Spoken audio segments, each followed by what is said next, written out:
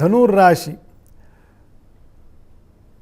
ಈ ಮೀನದಲ್ಲಿ ಗುರುವಿನ ಮನೆಯಲ್ಲಿ ಬಹುಗ್ರಹ ಯೋಗದಿಂದ ಧನುರ್ರಾಶಿಗೆ ಚತುರ್ಥದಲ್ಲಿ ಆಗುವುದರಿಂದ ನಾನಾ ಬಗೆಯ ವಿಚಲತೆ ಉಂಟಾಗ್ತದೆ, ನಾನಾ ಬಗೆಯ ಇಂಬ್ಯಾಲೆನ್ಸ್, ಮಾನಸಿಕವಾಗಿರ್ತಕ್ಕಂಥ ಸ್ಪಷ್ಟತೆ ಇರೋದಿಲ್ಲ. ಹಾಗಾಗಿ ಬಿ ಎ ಗುಡ್ ಅಬ್ಸರ್ವರ್,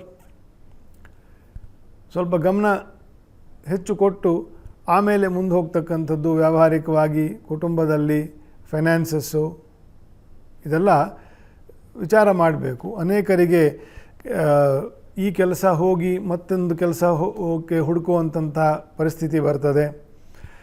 ಕೆಲವರಿಗೆ ಇರೋ ಕೆಲಸದಲ್ಲೇ ಮೇಲೆ ಹೋಗಬೇಕು ಅಥವಾ ಅದಕ್ಕೆ ಆಗದೇ ಇರತಕ್ಕಂಥದ್ದು, ಅದಕ್ಕೆ ದಾರಿ ಕಾಣದೇ ಇರತಕ್ಕಂಥದ್ದು, ಈ ರೀತಿಯೆಲ್ಲ ಕಾರ್ಮಿಕ ದೋಷಗಳು, ಕರ್ಮಕ್ಕೆ ಸಂಬಂಧಪಟ್ಟಿರ್ತಕ್ಕಂಥ, ಉದ್ಯೋಗಕ್ಕೆ ಸಂಬಂಧಪಟ್ಟಿರ್ತಕ್ಕಂಥ ಕೆಲವು ದೋಷಗಳು ಬರ್ತದೆ. ಬಹುಗ್ರಹ ಯೋಗದಿಂದ ಮಾನಸಿಕವಾಗಿ ಸ್ಪಷ್ಟತೆ ಇರುವುದಿಲ್ಲ. ಹಾಗಾಗಿ ಸ್ವಲ್ಪ ಅಬ್ಸರ್ವ್ ಮಾಡಿ ಒಂದು ತಿಂಗಳು ಕಳೀಲಿ. ಆಮೇಲೆ ಅದಕ್ಕೆ ರವಿಯು ಮೇಷರಾಶಿಗೆ ಹೋದ ನಂತರ ಸಾಕಷ್ಟು ಕ್ಲಾರಿಟಿ ಬರ್ತದೆ. ಉದ್ಯೋಗ ವಾಸಾದಿಗಳಲ್ಲಿ ಬದಲಾವಣೆ ಅಂತಂತ ಹೇಳಿದ್ದೀನಿ, ಅದಕ್ಕೆ ತಯಾರಿ ಇದ್ದರೆ ಆಯಿತು.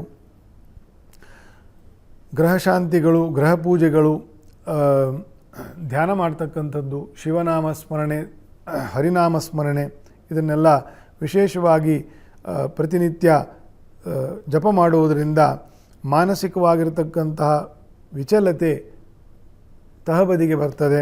ಫಿಟ್ನೆಸ್ ಕಾಪಿಟ್ಕೊಳ್ಳೋಕ್ಕೂ ಒಂದು ಈ ಜಪ ತಪಗಳು ಮಾನಸಿಕವಾಗಿರ್ತಕ್ಕಂಥ ಫಿಟ್ನೆಸ್, ಶಾರೀರಿಕವಾಗಿರ್ತಕ್ಕಂಥ ಫಿಟ್ನೆಸ್ಸು ಬೇಕು, ಮಾನಸಿಕವಾಗಿರ್ತಕ್ಕಂಥ ಫಿಟ್ನೆಸ್ಸು ಬೇಕು. ಆವಾಗ ಯಾವುದೇ ಸಂದರ್ಭವನ್ನು, ಯಾವುದೇ ಒಂದು ಕಷ್ಟ ಸಮಯಗಳನ್ನು ನಾವು ಸಮರ್ಥವಾಗಿ ದಾಟಲಿಕ್ಕೆ ಸಾಧ್ಯ ಆಗ್ತದೆ.